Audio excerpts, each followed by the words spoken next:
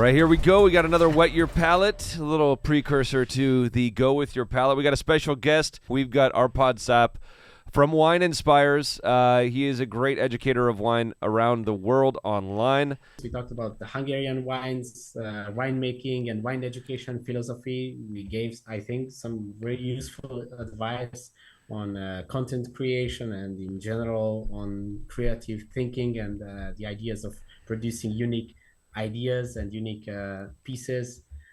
We discussed a lot about the historical Hungarian grape varieties and a bunch of interesting stories. So the future of wine and the future of how we get more people excited about it, which I thought you had some really great insights there. It wouldn't be Go With Your Palate if we didn't have some tangents. I mean, we talked about water parks too. We did touch on water parks. Yeah, and we found out there's some good ones around where you live. So we got to get out there, right? We even talked about some politics. Yeah, we did talk about politics. If you guys want to know the story about the wine that is named after bull's blood, you got to chime in for the podcast. So stay tuned. I could totally see like a series coming out of like, 10 episodes, each one focusing on one different winery and what their ideologies are. You got to kind of like wrap it all together somehow. But I mean, I could see people getting into that. Yeah. We're just trying to become part of your management team right now. Yeah.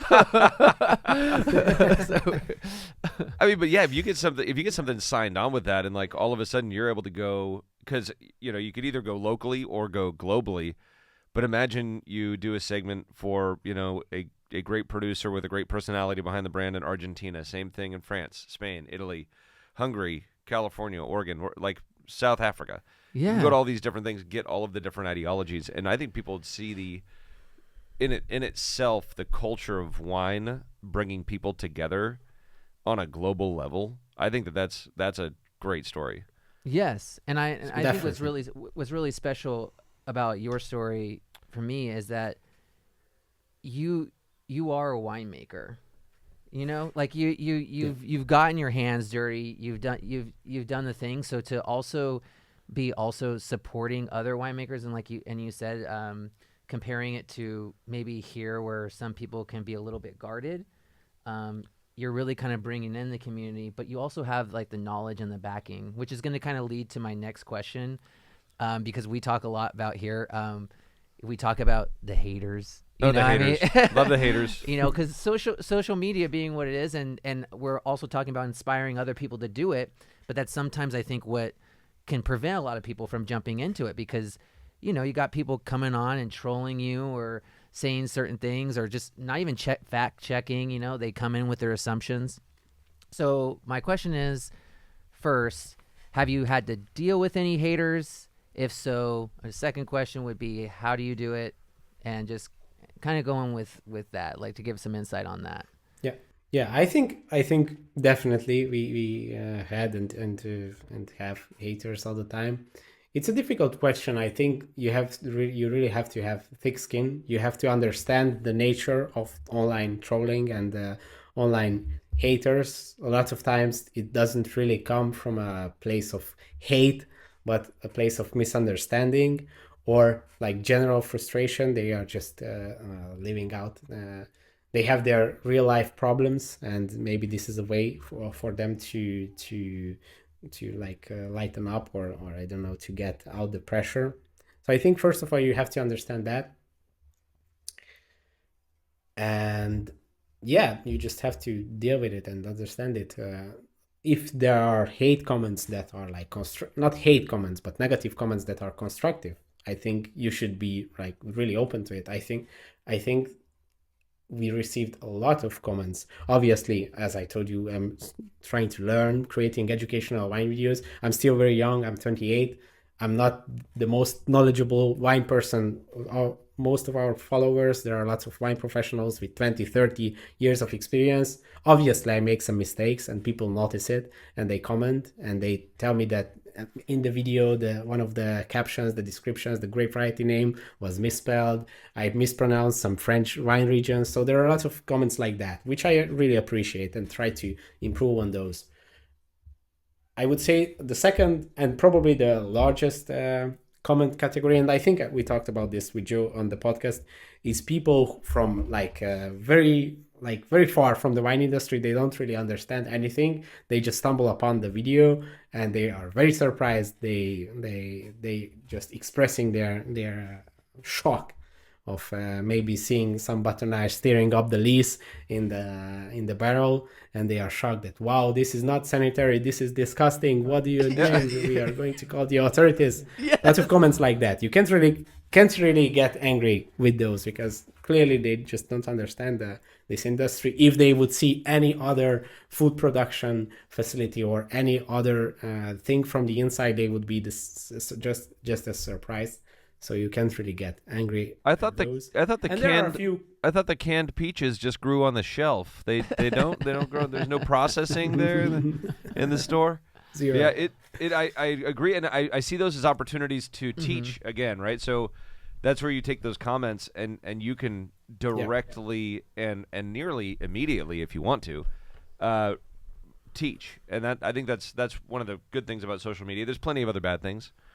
But I do think that there are great teaching moments. But I can't get off of this thought in my mind about this production piece that you want to do. I really like the idea, and I just got to say it on air, because I think there's the possibility that you could become the Anthony Bourdain of wine.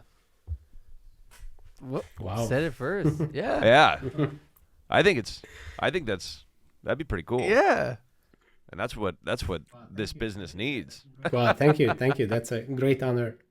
To be so impactful as you have been, and let me first say, I think I can follow up right now and saying, we got to get you out here. Yeah, no shit. If you haven't been out here, first of all, let us welcome you. When you do come out here, we'd love to have you and to have you visit. Thank you. Because, like I said, impactful as you have been.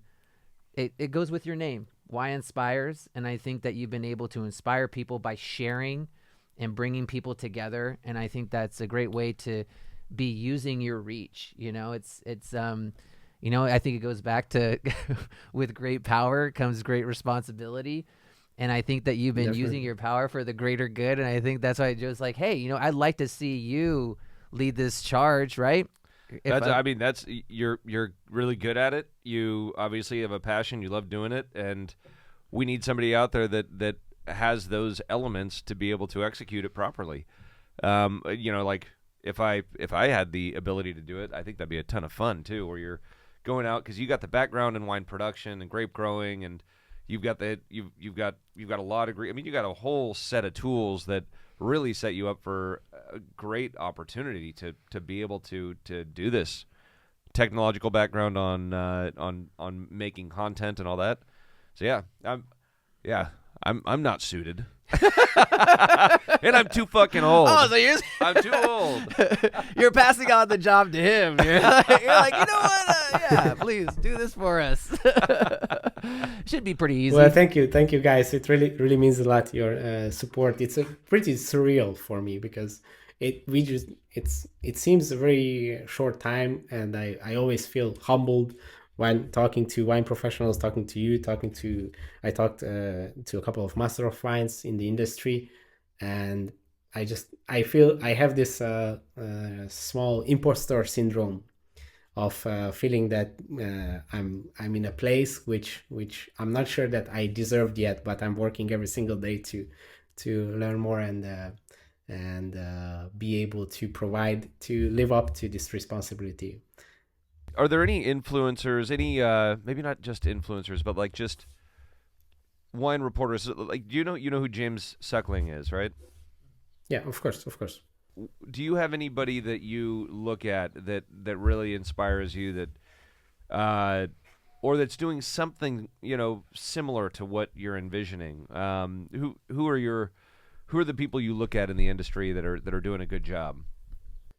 That's an interesting question. I'm not sure if I could highlight one person. I follow lots of wine people, wine critics, wine influencers, wine writers, but I'm not sure if I could choose one that I would say that inspires me a lot. I think, and I would say that this as a general advice for people in any industry, if you try to create something make something unique. It's very good to have role models and to follow ideas, but the best is to combine lots of these models and combine the learnings. And a thing that I think a lot of people miss, the idea of having role models from other industries and trying to have the knowledge and to wisdom there and try to implement it in your industry. For me, as I mentioned, I follow lots of wine people, but for like content and content creation, I think some or even most of the inspiration comes from filmmaking, from films, from movies, from other video creators, YouTubers, from books, storytelling from books. So I try to combine techniques and knowledge and ideologies from all sorts of people.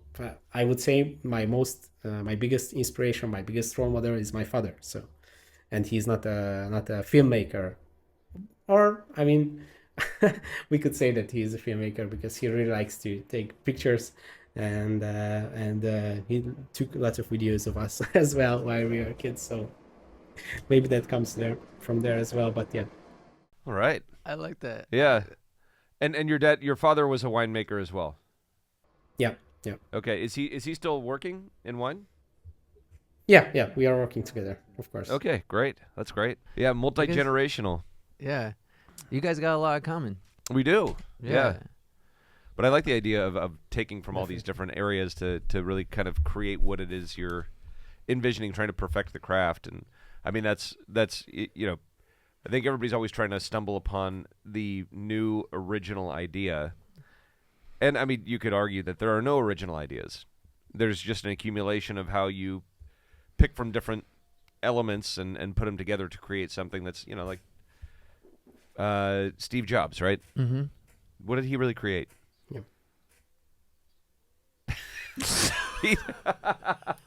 I'm not talking trash. I'm just saying, like, Art's like, if there's one people that could get to us. He took a bunch of great ideas and perfected it with the idea of simplicity for the user, right? Yes. I mean, he didn't create the technology for touchscreen, right? But so when you look at it through that lens, you really you get an idea as to, what is the best route to maximize what your vision is. Yeah. And that oftentimes is really what Árpád's talking about. It's taking, you have your own ideas, but then you're also accumulating the others that you see benefit in to get to the goal. Yeah. That's a great example. You brought up Steve Jobs. I actually read his biography, and he did the same thing. He was taking like calligraphy classes, and he invested lots of time in calligraphy, like writing technique, and he used that in developing the designs for different Apple products. And he was trying to understand the philosophy of these design choices. He was a huge fan of the Bauhaus movement, so he implemented from different industries, from architecture, from calligraphy, from literature, from Buddhist culture. He brought lots of ideas, he mixed them together, and he created some great products. So I think that's a great example. Yeah, I was also thinking about, like, it's just this kind of thought. I think this is what you're saying. It's like this Ideavirus. Is that Seth Godin, or this magic mind idea of, you ever have where people can have ideas and then you get like so protective of it, you don't want to share it with anybody. Oh yeah. But then like once you can like start sharing it and we start collaborating, we can start functioning as like a big mind. And if you've ever had this thing where you've had this idea, but maybe you're like, that's a good idea, but I don't want to like share or do anything, and then you'll be watching a commercial or something, and then all of a sudden you're like, I had that idea. The opportunity has passed you by. Has passed, but it's almost like this. It's all kind of floating around in the ether. So I think that's a good way to go about it. Like, I just texted you something last night at like 11 p.m. That was some this crazy, happens regularly. Some crazy bullshit. It was just on my mind. I'm like, dude, I'm fucking distilling this down. I got to figure it out. And like, but it's like, once you're open with like bringing your ideas out there, you probably read that and you're like, I don't know what the fuck Joe is talking about. But no, I replied. I actually thought that we were doing like a rap. I tried to write. Sorry, Árpád, I've got some oddities about myself, but like I kind of wrote it I wrote all these ideas down in kind of like rap lingo. That's how we communicate. It started rhyming, and then I wasn't sure. I was like, we do have a studio. I think right now he just wants to put some bars down. But the content was really boring, so I wanted to try and spruce it up a little bit. That was it. And you read it, and then you responded to me in like rap terms. So yeah. But I think, I want to just bring that up too to us, is that we've said a long time too. I wanted to just get your thoughts on this. That Joe, just recently, I mean, you have started getting into the spirits world, but we used to kind of always say, seltzers and spirits, and also seltzer, but seltzers and spirits, they have all the fun. And I think a big thing for us is a big thing for you has always been education. But then it's also like, how can we present this education in an entertaining, fun way? Let them know that wine can be fun. We've talked about a lot of breaking through the pretentiousness of the wine world, inviting it to everybody and like coming in. So I think that you just like kind of bring up a point, like, with the rhyming or whatever. It's like, how can we do this thing too to show that we're fun, inviting, and then also be educational. So being educational without taking yourself too seriously. Yes. Like, you don't need to put the guard up of having people think that like, this is such a special product. Like, we're not selling like, some crappy overpriced designer bag like Chanel, right? we're selling a sorry, did I was that like a dig? I can go Louis Vuitton. I don't know, you tell me. I don't have designer shit. Okay. All right, no comment. In wine. We're selling. It was a gift. You got a cross-body satchel. Can we just let's I'm letting it go. Okay, you know what? I'm letting it go. Sorry, you had to be here. Not in front of Árpád. Don't do this. All right.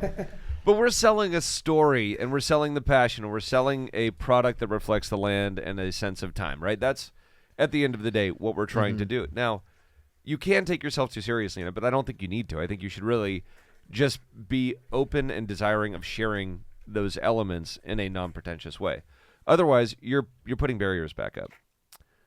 Yeah. I think that was one of the most important ideas behind Wine Inspires when we started, because a lot of wine communication, I mean, almost all of it a few years ago was this very, very technical, very pretentious, very protective ideas of talking about wine and kind of gatekeeping it. Like, if you are not pronouncing Beaujolais correctly, then we are not talking to you. So it was really like this very high society like feeling around it, and a lot of people were a little bit scared, especially what I've noticed, like talking about aromas of the wine. Lots of people get scared, like, do I need to have like a special like sixth sense to feel these aromas, or how do you feel vanilla? How do you feel these ideas? I just feel wine. So when talking about these ideas, more technical ideas, it really can scare people away. And you just really have to be like fun and casual and explain like the very basic facts and technical ideas behind some of these things. For example, with the aromas, when we talk about it, I noticed one of the scariest things for like casual wine drinkers. And when you tell them that actually some of the like chemical compounds that are in fruits, sometimes there are the same compounds in wine. That's why you can smell it. Not because it's like you need a sixth sense to like come up with some ideas, but there is this chemical compound which is in strawberry that can be in red wine. And when you explain this very simple concept, people get a lot of like, they calm down, like, I can understand that, and I see that. So I think there are lots of these small things which people think it's like a very confusing, very high science, magical ideas, but basically they are like very easy concepts. So we should just shine light on these. Yeah. So you could be like, I get that crunch wrap on the nose. Yeah. Well, I think it's like you bring it down to, it's with anything, right? You bring it down to their level, like and then hopefully inspire them to want to take another step and learn a little more. and then eventually they're I mean, if you stick to it for long enough, you become an expert in the field, as with anything. But just getting those first baby steps and giving that confidence, I think, is what we miss a lot in the wine world. But I think we're getting better at it. I mean, I do. I mean, there's still a bunch of like assholes out there that continue to keep their egos as like the first, line of their brand. But you're like, don't say it. No, what? What? The Psalms? The Psalms? No? You're going to talk so that we can't. Look, I've said it most Psalms are good. Yes. Right? It's like the bell curve of anything, Yes. right? It's always that. I always go to the bell curve. You've got 5 or 10% on either end that are extreme, and they're also the loudest. Yeah. Mm-hmm. And they're the most useless. Mm-hmm. And then the rest of them in the middle, 90, 80, 90%, they're like those are really solid people that are doing a good job. And they just show up every day, they get their shit done, they educate, and they enjoy what they do. Mm-hmm. They don't have a desire, they don't have like some wild hair up their ass to go and like try to beat down, other people. I mean, it's like there's something there. There's something like a screw loose in some people's heads. Yeah, and I think. But I'm here to stop them. Well, yes, because you talk about it a lot. But I do think that education is one of the Yes. most important. So like what you're doing, what we're trying to do, just the fundamentals, and then go a little bit deeper, and just inspiring people to take that next step really is, I think the new way of how people are going to learn. Like we've talked about this, so like in the American culture, which I agree with Chris, we got to get you out here and have you, kind of, see wine country in California. But the American drinking culture has evolved so much over the last 30, 40 years in particular. But now how people are taking in their information is evolving at an even faster pace, right? Yeah. So, like one thing, and I don't know if this is common in anywhere in Europe, really. Do you guys ever do consumers go to wine dinners? Actually, wine tastings are getting more and more popular. So like general wine tastings, wine dinners. I mean, what is the definition of wine dinner? Like a wine tasting combined with dinner, Yeah, or so it would be like an upscale restaurant has, partners with one winemaker, or maybe 2 or 3 winemakers, and they put 5-course meal together, and then they select a wine to go with each dish, or they create the dish around the wine, and then both the wine producer and the chef and restaurant would invite all of their customers that are in the area that might have interest, and they show up, and they could be 30 people, could be 150 people, whatever. And then the typical wine dinner is that each course will come out, and the chef will stand up and talk about the dish and why he did use these ingredients and cooked it this way to pair with this wine, and then the winemaker will stand up and talk about how they made the wine and the history of it and that sort of thing. So this was a very common thing for like the last, I'd say 30, 40 years, but I see it like dwindling now in the United States. It's not even wine events where you would have 500 producers, all come down in one location, and you'd have thousands of consumers. And the evolution of it is that now it's all kind of becoming thrown together, where now we have food and wine events. And those are much more intriguing, but you have something for everybody. You have different beers there. You have different spirit producers that are making their signature cocktail. A number of wineries that are pouring their wines. A number of chefs that have come and are doing bites, and they got live music. And so it's almost like the festival is what is taking over the wine dinner and the wine event. And I'm for it. I see that as the next iteration that is going to get people excited. You're outdoors, and there's so much going on, and there are so many opportunities for enjoyment, rather than going up to a single table and tasting the wine. So, I mean, what do you see in Europe? What are the standards of how people communicate on a person-to-person basis with their wines? That's interesting. I'm not sure about Western Europe. I think these wine dinners can be more popular in Eastern Europe, in Hungary, in Romania, in Central Europe.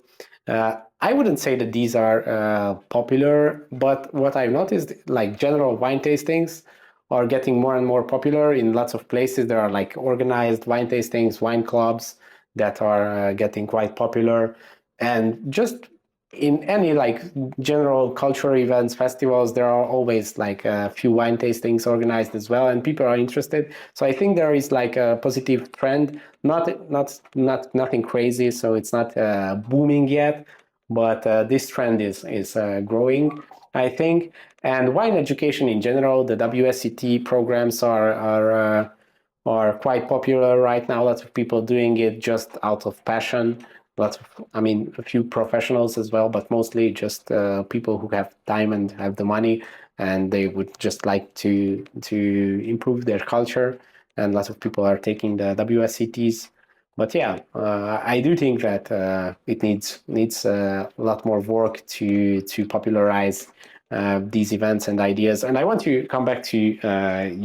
I want to ask you. You said that you prefer this trend of having these like festivals combine gastronomy and wine events, which are kind of replacing these wine dinners. Don't you think that maybe it's obviously it's good? I'm not saying that these events are not good. I think it's a great opportunity for customers to try lots of things, but for the wineries presenting their stories, to isn't it a bit more shallow?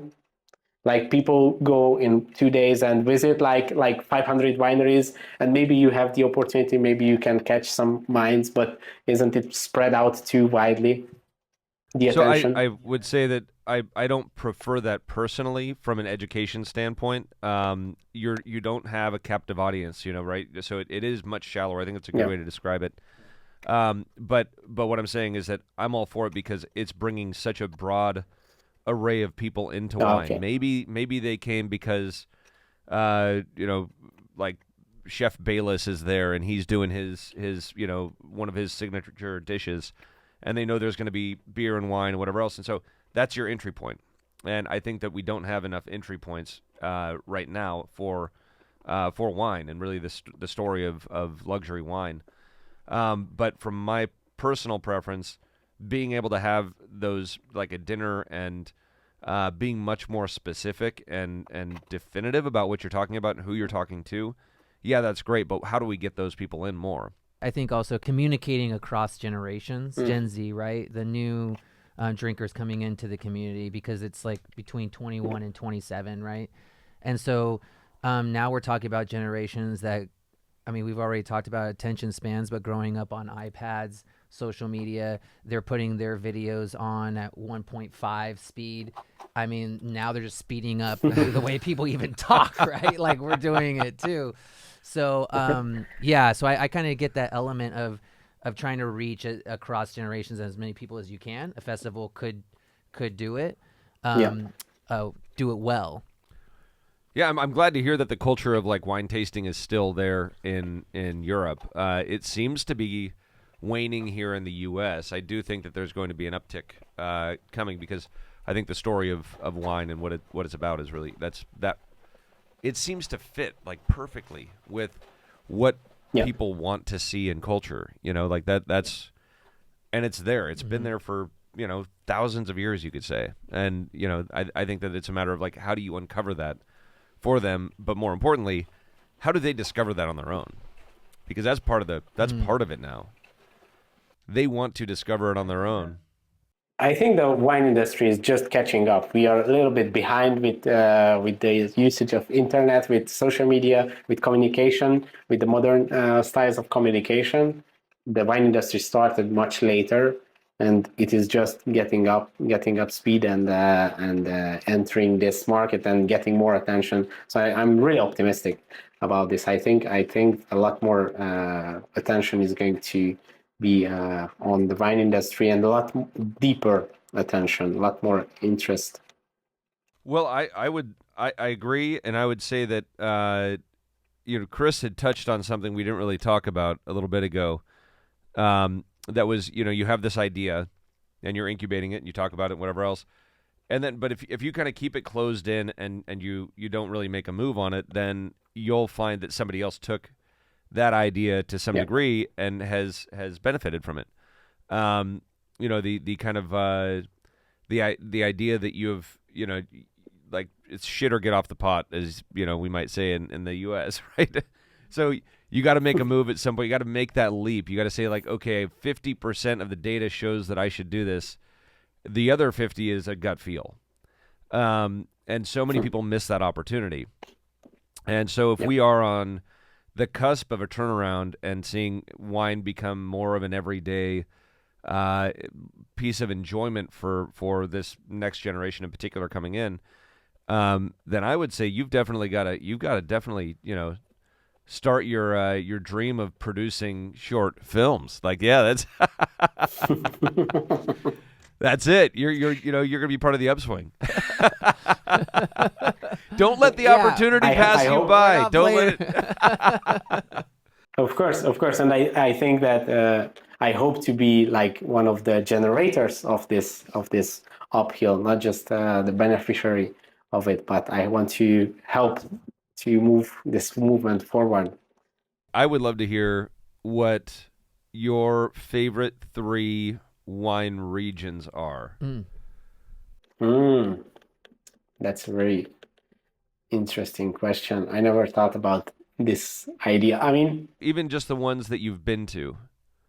I think it has to be one of my favorite ones, and here I'm a little bit contradicting myself. I just said that it's bad that I'm from Hungary. This is the main point, but actually, my hometown is pretty close to Tokaj, so it's like a 1-2 hour drive. So I visited Tokaj lots of times, and I think it is a very exciting region with not just the terroir and the wines, but the technology and the people, the stories there, the history. So I would say that is one of my favorite ones. Another favorite is Bordeaux, which is the classic. Lots of people have this as a favorite, but it was a really, really inspiring moment for me as at the beginning of my career. I was like 20 or 21 when I went there to study and met a lot of Bordeaux winemakers, visited the fantastic chateaus. So it was like a huge inspiration for me. This was, I think, the first moment when I saw the how should I say, the top of the wine industry, because before that I only moved around Eastern Europe, so this was a very impactful moment for me. And what should be the third one? I think it wouldn't be fair to name wine regions which I didn't have lots of experience. I tasted a few Napa wines, but I'm really excited about the region. I'm excited to visit your winery, but I don't have so much experience to be able to mention this. I've never been to Tokaj, but I would love to go. So you really, the food and wine and the culture, you highly recommend Tokaj. Yeah, definitely. And it's quite, if you come to Europe, it's quite easy to get to Tokaj. If you land in Budapest, from Budapest, it's a few 2-hour drive. So and it's great, gastronomy and the region and the scenery is quite beautiful. I would say my third favorite region is Eger, another Hungarian region. It's even closer to Budapest, so I would definitely recommend that. That is a red wine, focused on red wine region, and the most famous wine from there is the Egri Bikavér, which means the bull's blood from Eger. And it has a great story when the Turks were attacking the Eger castle, and it's one of the most famous story of the Hungarian history. There were a few Hungarian soldiers, a small army and a huge army outside, and they couldn't take the castle. And there was this legend that the attackers were asking, what are they doing? What are they drinking? And they said that there is blood flowing on their beard, the Hungarian warriors, and they are drinking the bull's blood. And actually they were drinking the Eger wine. So that's where the name comes from. It's called the Agar blend, and it features multiple Hungarian grape varieties. The minimum is 5. There is a list of grape varieties that are in the Agar wine, but the cap is open, so there can be a huge combination. And I think it's a fantastic wine, and it has one of the best potential for the Hungarian wine industry and to widen the spectrum. Well, I'm gonna go try to find some Agar wines online because I've not had any. So that's I'm gonna start with that. We'll definitely recommend. Yeah, what a badass story! I feel like Bull's Blood would be a cool name for an energy drink. No, I feel like that would kill in the U.S. Yeah, really. That's a great story though, because Yeah, that's cool. You can just envision it. People are like, they're drinking the Bull's Blood. Yeah. Sure. Yeah, whatever you want to say, and then that becomes the red wine name. Hey, dude, that was gossip back then. Yes. That was gossip. That was the equivalent of today's social media.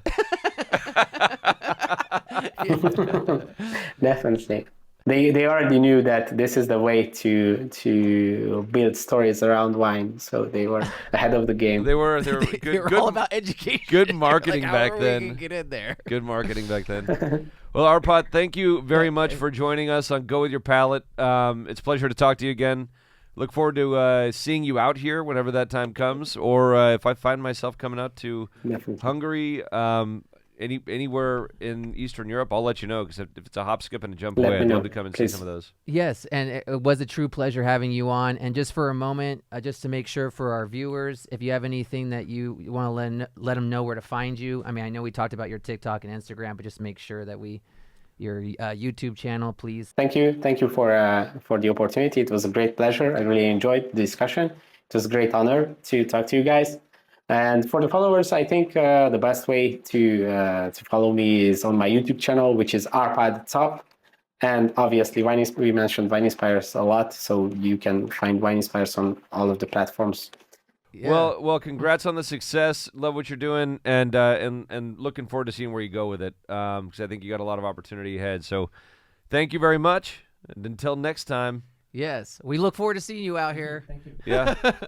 All right, thank you. Peace.